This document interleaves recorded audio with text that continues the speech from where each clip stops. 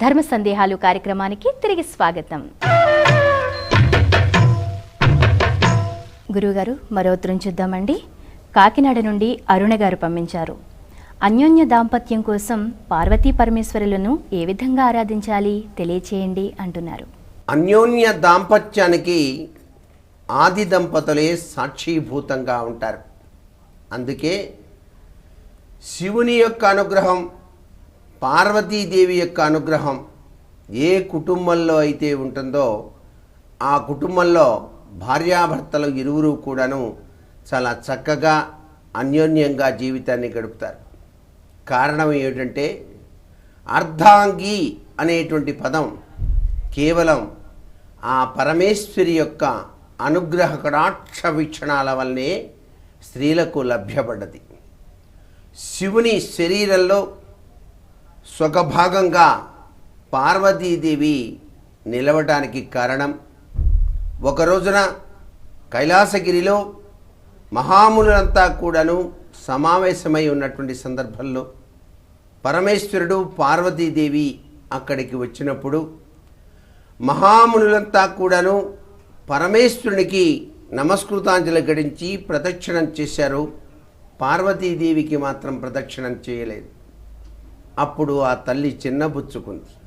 స్వామి, నేను మీ అర్ధాంగిని కదా, ఈ మునులీశ్వరులందరూ కూడాను మీకే ప్రదక్షిణ చేసి నమస్కృతాంజలి గడించారే, నాకు కనీసం ప్రదక్షిణ కూడా చేయలేదు ఏమిటి అన్నప్పుడు, వారు యోగ పరబ్రహ్మలు, యోగతత్వంలో ఉన్నటువంటి వారికి ఈ యొక్క లక్షణం వర్తించదు, కాబట్టి నీకు ఆ విధమైనటువంటి ఇది జరిగింది అని చెప్పినప్పుడు పార్వతీదేవికి కించిత్తు మానసికంగా బాధ చెంది ఆమె తపస్సు చేసుకోవడానికి అక్కడే ఉన్నటువంటి భృగు మహర్షి ఆశ్రమానికి ఏతించి ఆ ఆశ్రమానికి వెళ్ళి తపస్సు చేసినప్పుడు ఆశ్రమం అంతా కూడాను దేదీప్యవంతమైనటువంటి కాంతిపుంజాలతో ఉన్నది.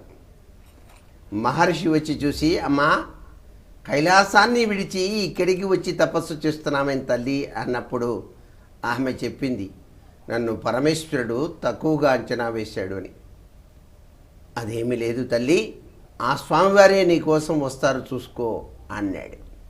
అప్పుడు సాక్షాత్తు పరమేశ్వరుడే ప్రత్యక్షమై పార్వతీదేవి యొక్క తపస్సుకు మెచ్చి ఆమె శరీరంలో, తన శరీరంలో అర్ధభాగం పార్వతీదేవి ఎప్పుడూ కూడా నిలిచి ఉండేటట్టుగా అనుగ్రహాన్ని ప్రసాదించాడు. అప్పటి నుంచి అర్ధనారీశ్వరుడయ్యాడు పరమేశ్వరుడు. అందుచేత ఈ అర్ధనారీశ్వర తత్వంతో విరాజిల్లేటువంటి పార్వతీ పరమేశ్వరుల యొక్క తత్వాన్ని అర్థం చేసుకొని ఒక పక్క శివ పంచాక్షరి మహామంత్రాన్ని, మరొక పక్క గౌరీ పంచాక్షరిని ఏ స్త్రీ అయితే నిత్యం కూడాను ఆరాధన చేసి పరమేశ్వరుణ్ణి, పార్వతిని ఇరువురిని కూడాను అర్చన చేస్తుందో వారి యొక్క జీవితం సుఖప్రదమైనటువంటి దాంపత్యానికి నాంది పలుకుతుంది. అందుచేతనే సర్వ సంపదలతో కూడినటువంటి దాంపత్య సౌఖ్యానికి నాంది పలికేటువంటి వారు ఎవరయ్యా అంటే సాక్షాత్తు ఆ అర్ధనారీశ్వర తత్వంలో విరాజిల్లేటువంటి పార్వతీ పరమేశ్వరులే.